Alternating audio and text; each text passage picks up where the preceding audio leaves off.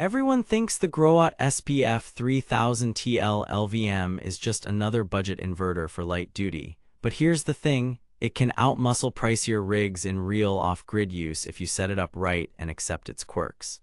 I went in skeptical, expecting fan howl, mystery faults, and voltage sag. After 3 weeks of testing at my cabin and workshop, I found the gap between myth and reality is big. Scroll stop. I tried to break it with a 2.9 kW continuous load and a nasty motor start. Contrarian snapback. It stayed online more often than not, and the reason why will change how you plan your system.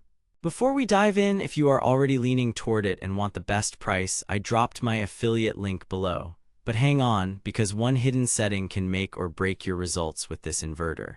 I power a small workshop and a weekend cabin from a 24V bank. Past inverters either lied about 3 kW, tripped on compressor starts, or screamed at idle.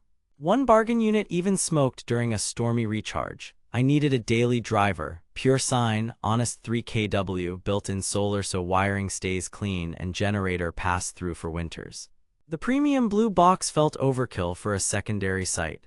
The Growatt SPF 3000TL LVM kept popping up. 3 kW rating, MPPT, 24V compatibility, and a huge user base. Amazon shows a 4.1 star rating. Hope met skepticism, so I tested it like a client build, not a toy. Scenario 1, install and configuration. Paired to a 24V Li-Fi PO4 bank and a mid-size array, I kept PV strings under the unit's limit, ran short 2.0 battery cables, and programmed absorb, float, and low cut per the battery sheet. I set solar priority with utility fallback. Surprise 1, fast boot, clunky menus, keep the manual handy. Visual, show the LCD and parameters. Scenario 2, continuous load and heat. I ran 2.5 to 2.9 kW for over an hour at 25°C ambient. Heater, kettle, fridge cycling. Outlets held steady, waveform looked clean, case temps rose then plateaued with fans pinned. Noise. Noticeable in quiet rooms, fine in a utility space. Visual, thermal cam on the heatsinks and a quick dB meter by the fans, but then I hit it with surges, a small compressor and a well pump cycling.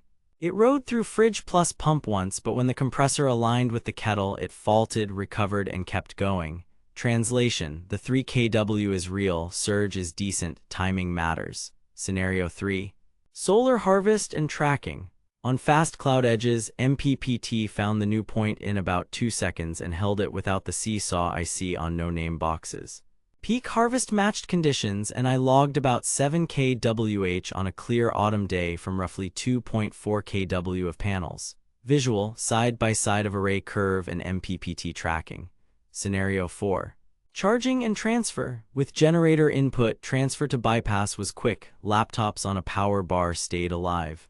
The AC charger pushed north of 50A into the 24V bank as set. Caveat, fans announce themselves. Visual, transfer waveform on the scope. The big reveal was not brute power, it was how much this inverter depends on correct setup. Defaults are lead acid friendly and conservative. After hours fine-tuning lithium voltages, current limits, and source priorities, behavior went from twitchy to predictable. Over 3 weeks of logs, the SPF 3000TL LVM acted like an honest 3 kW workhorse with a capable MPPT for the money. Versus my premium unit, Growatt is louder, the UI is clunkier, and support is more forum-driven. Versus true budget imports, it wins on stability under load and available parts. Too good to be true? No. Reality check.